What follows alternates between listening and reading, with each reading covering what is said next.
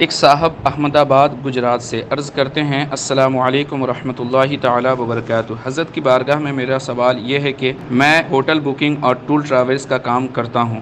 عموماً 25 سے 30 ہزار میں میرا ہوٹل بک کیا جاتا ہے، لیکن ایک دن ایک کافر آیا اور شاید کہ اس کے ساتھ اس کی بیوی تھی، اس نے روم مانگا 4 گھنٹے کے لیے۔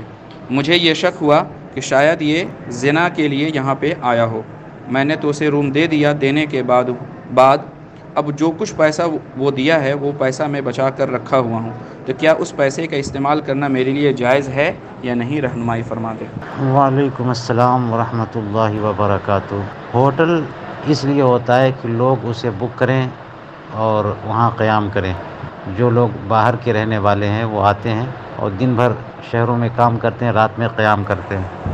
تو عمومی طور پر ہوٹل کا مقصد یہی ہوتا ہے، نہ کہ زناکاری اور بدکاری۔ تو اب ہوٹل کا مینیجر یا ہوٹل میں کام کرنے والے آنے والے مہمانوں کو روم دیتے جائیں، بک کرتے جائیں، تو اس میں کوئی حرج نہیں ہے، اور وہ پیسہ جو کرائے کے طور پہ ملے وہ ان کے لیے حلال ہے۔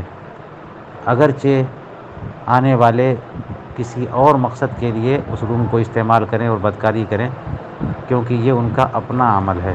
ہاں، قرائن کے ساتھ ساتھ ان کے قول و فعل اور بہت سارے امور اور دیگر امور کے ذریعے یہ ظاہر ہو کہ وہ بدکاری ہی کے لیے لے رہے ہیں، تو ان کو منع کریں، اور ایسی صورت میں اگر وہ پیسہ ملا تو پیسہ بھی ناجائز ہے، ان کو لوٹا دیں، اور لوٹایا نہ جا سکے تو پھر فقراء پر تصدق کر دیں۔ واللہ تعالی اعلم بالصواب۔